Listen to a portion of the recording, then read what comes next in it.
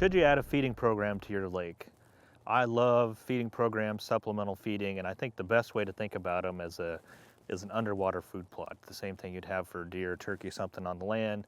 A feeding program serves the same purpose under the water. It provides a supplemental food source, primarily for bluegill, sometimes for bass and catfish, um, under certain circumstances. So if they don't have enough food in a certain time of day or certain time of year, they always have this supplemental source. It provides an ongoing, stable, continuous set of food for them. So think of this as your underwater food plot. Now, feeding programs are great, but you gotta get into it and set one up with a specific purpose in mind. So most of the lakes where we run feeding programs, our primary purpose is to grow a bluegill from this big to about that big. Um, we use certain types of feed, we set them up in certain areas.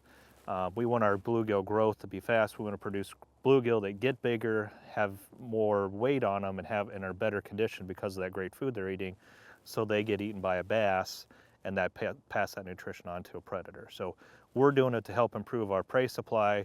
Lots and lots of data that fed fish supplementally feeding bluegill will improve their growth rates. And there's actually some pretty good evidence um, that feeding bluegill will actually increase their reproductive output. They may produce more eggs and larvae that survived and contribute to that overall prey supply. So definitely improves bluegill growth and condition, most likely improves the reproductive output through time. So great idea to really supplement and benefit the food supply, prey supply of a bass fishery with bluegill prey.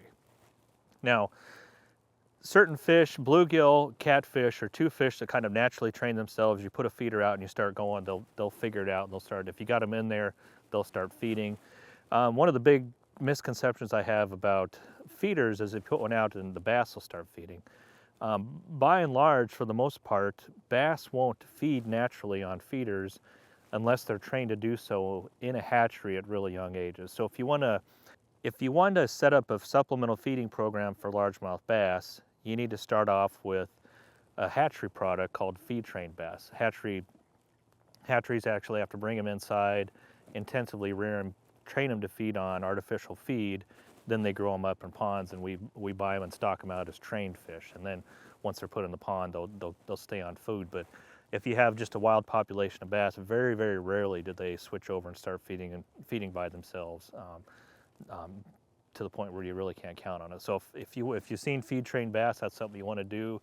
You need to do a little bit more digging. You need to find the bass that are trained in the hatchery, get them stocked in there, then put the food and the feeders in the right place to actually enhance them. But same type of thing. A feed trained largemouth bass has much faster growth rates than their wild companions, and can really add an exciting element to your pond.